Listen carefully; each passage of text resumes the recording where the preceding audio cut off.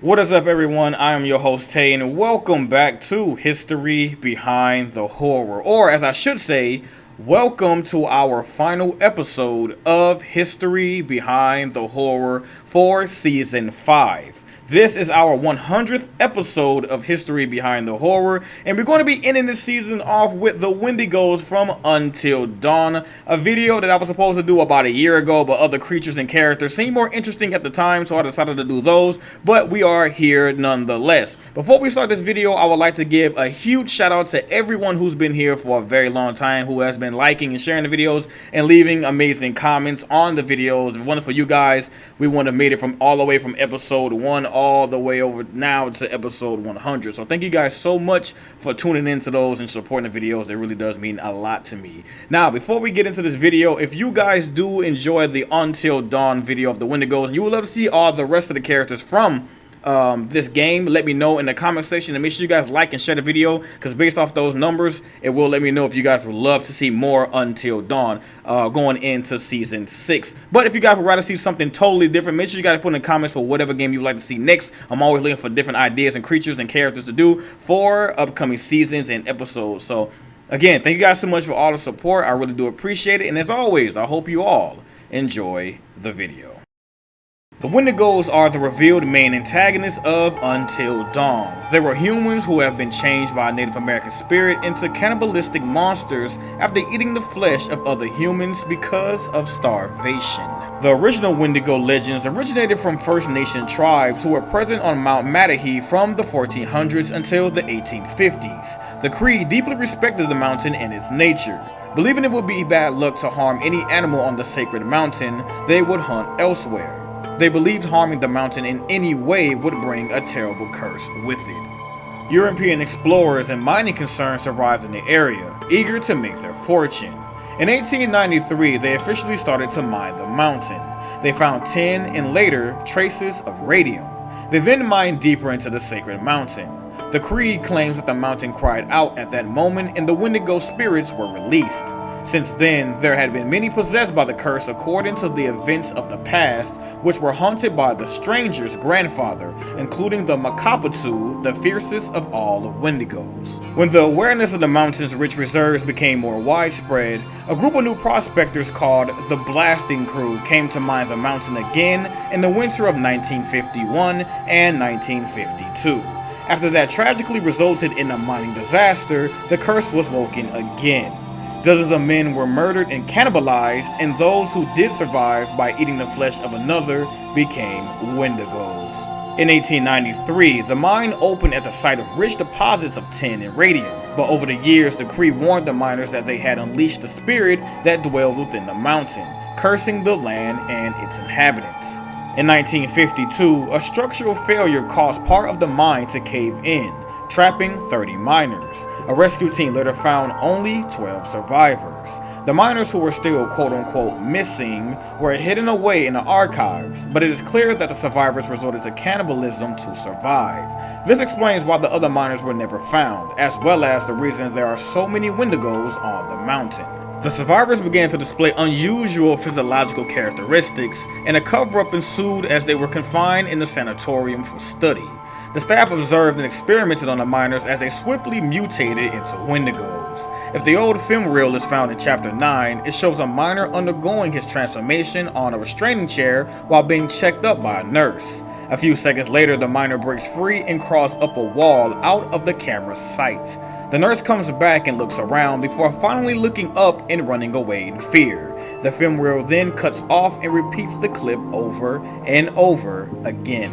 Eventually, the Wendigos broke out of confinement and slaughtered the sanatorium staff, leaving traces of their destruction for Mike to find.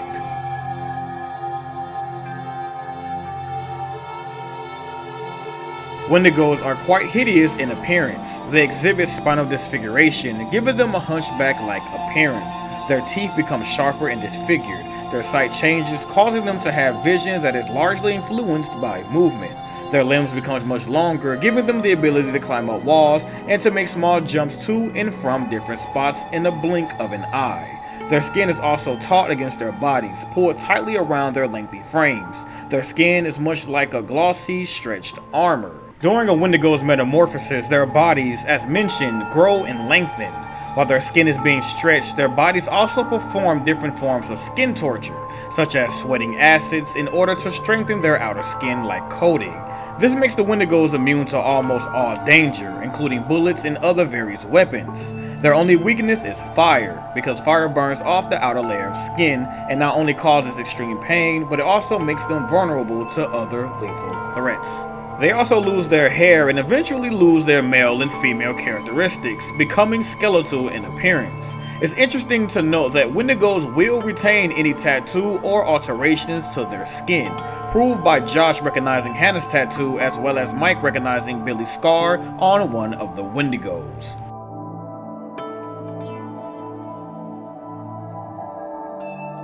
Wendigos are known to have some set behavior patterns. They often track their prey for up to several hours. It seems they like to hunt prey alone rather than in packs. They are shown to have great predatory skills. They do not appear to lose their humanity completely, as they can use some human-like tricks to lure their prey. Another example of this is how Hannah never directly kills Mike, suggesting that some of her affection towards him remains. She may also spare Josh from death if he recognizes her. Wendigos seek movement. Immobile persons are highlighted in their vision. They are generally unable to track those who remain still. Their main way of communication is by screeching, and they can use their vocalization to scare prey into moving, leading to a gruesome kill. It's interesting to note, however, that they have the ability to mimic the voice of someone they hear. Wendigos may also attack each other, possibly as a way to reduce competition for food, or because they are simply sadistic killers, though the reason is never made clear. Despite their frail appearance, Wendigos are immensely strong, capable of crushing a human skull with their bare hands and lifting over 750 pounds. They seem to favor brutal, deliberate methods of killing their prey, such as gouging out the eyes of their victims or impaling them on hooks rather than simply slashing them with their claws, indicating that Wendigos are sadistic rather than merely animal killers.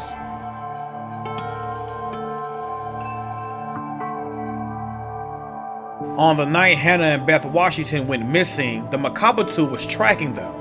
The stranger was hunting the Wendigo but could not save the two girls from their deaths. However, Hannah survived the fall with a broken leg and wrote a diary made from the paper she found within the mines. During the month that she was trapped, she began to starve. As her hunger grew worse, she faced a difficult situation and as a last resort, dug up Beth's corpse and ate her flesh. She unknowingly began her transformation. When Sam and Mike found her diary in chapter 10, her last entry is unintelligible as most of the words have been scribbled in. You can somehow decipher the words hunger, hunger, hunger, or Beth.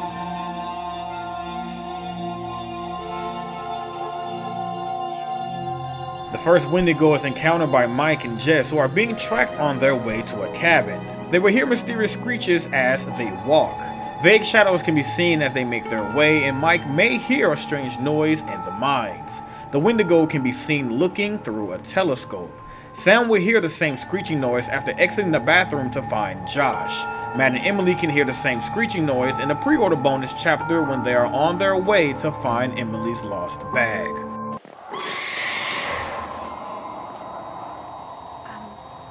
Did you hear that? I heard something. Yeah. Telescope. Gonna look at the trees, gonna look at the clouds, gonna look at the cabin.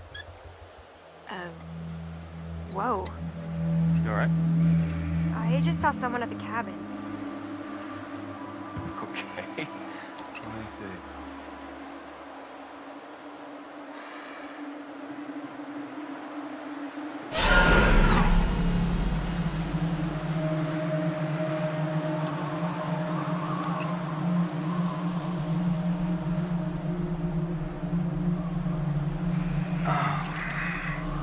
Sampling the old eggnog again, babe? It's just us up here. Maybe.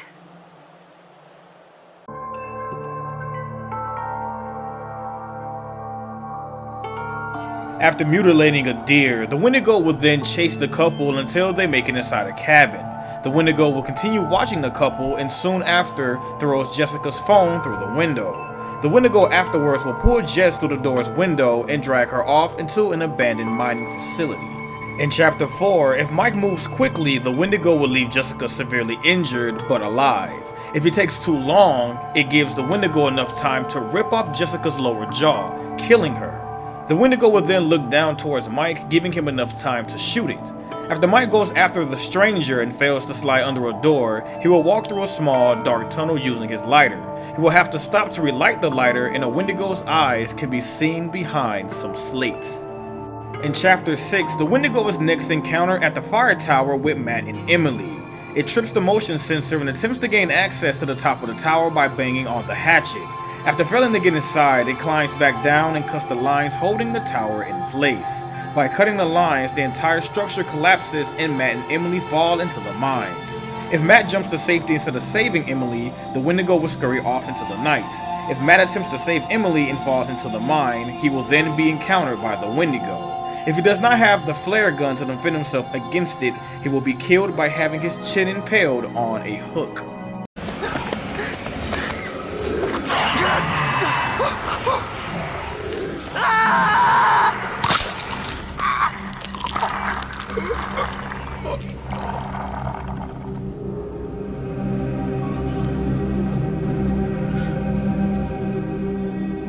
In Chapter 8, after Emily unsuccessfully tries to run away from the stranger, a Wendigo can be seen behind him, and he quickly gives her some flares to help her and pushes her down a chute. Despite the stranger's efforts, she is tracked by a Wendigo which shows up behind a man-made wall when Emily is entering a gap. Emily reaches a fork in the path and will be greeted by a scare from the Wendigo if she decides to go right, slowing her down. The Wendigo takes a more proactive approach and forces an elevator Emily is riding to the surface to come to a stop. She has to stay still if she turns right at the fork to potentially avoid being caught. She jumps off the elevator and makes an escape attempt with the Wendigo in hot pursuit. Emily then encounters a conveyor belt leading to an ore grinder. She can stay on and potentially fall into the grinder, crushing her lower body and killing her. If she jumps off the conveyor belt and has the flare gun, she can shoot the Wendigo. Emily slams the door and locks it, and depending on whether she shot the Wendigo or not, the Wendigo will break through the door and will either bite her or not. After a few more quick time events, she will successfully evade the Wendigo and return to the lodge. However, if Emily fails in being quick enough or does not slow the Wendigo down during her escape, it will catch up to her and gouge her eyes out. Emily sprints to the lodge and briefly informs her friends about the monster chasing her. Afterwards, the stranger confronts the group and informs them about the Wendigo. When Mike reveals that he and Chris left Josh in the shed, the stranger and Chris venture into the woods to find him. Seeing a broken chair and fresh blood on the floor, it's noted that Josh is most likely dead.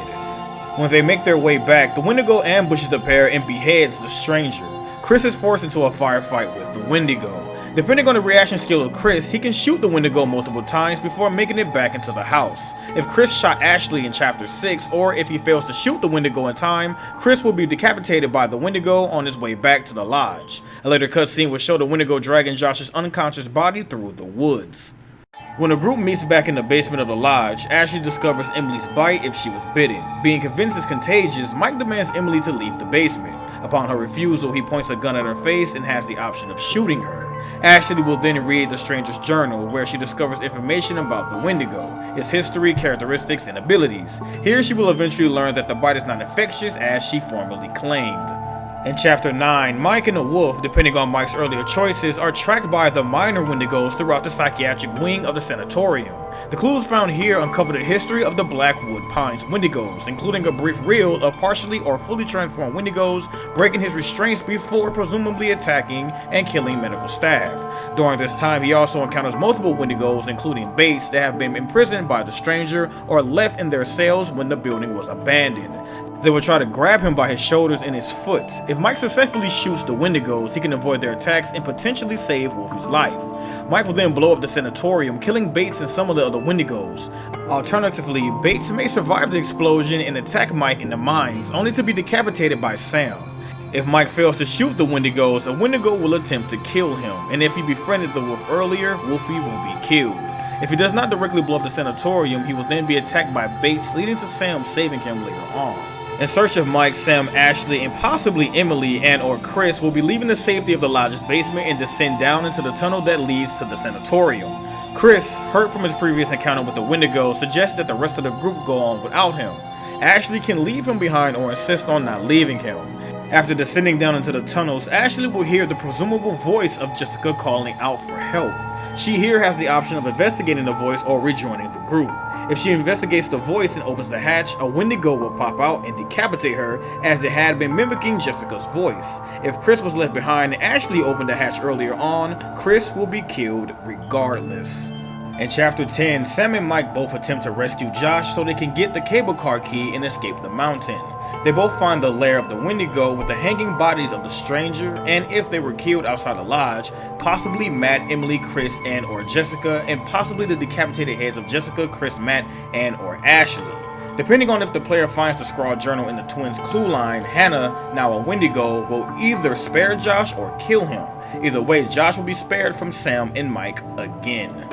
The Wendigo will also be hunting Jess and Matt in the mines if they are alive. If Jess and Matt try to run instead of hiding, the Wendigo will kill Jess. Or if the player character cannot keep still or hit a QTE, the Wendigo will kill both of them, depending on the specifics of the situation. Sam and Mike will return to the lodge where they find that the minor Wendigos have broken in, forcing them to flee upstairs. Wendigo Hannah will then start fighting the older creatures, creating a gas leak. Mike and Sam will attempt to ignite the gas leak to destroy the Wendigos. If the player chooses to run to the switch prematurely to attempt to blow up the lodge, move during a don't move segment, or does not choose anything, Mike, Emily, Ashley, or Sam will be killed. Sam or Mike will ignite the explosion regardless, killing all Wendigos inside.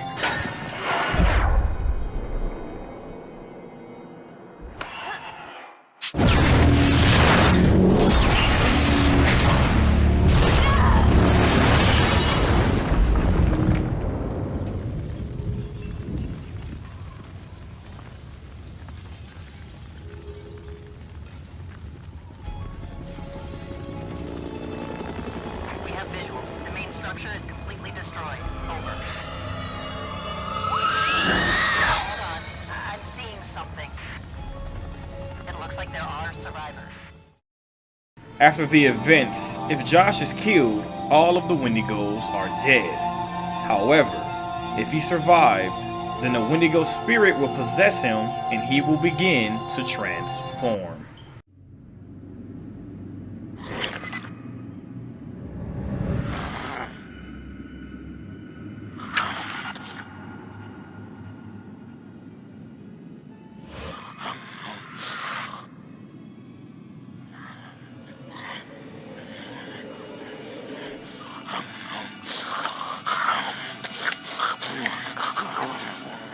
Down here.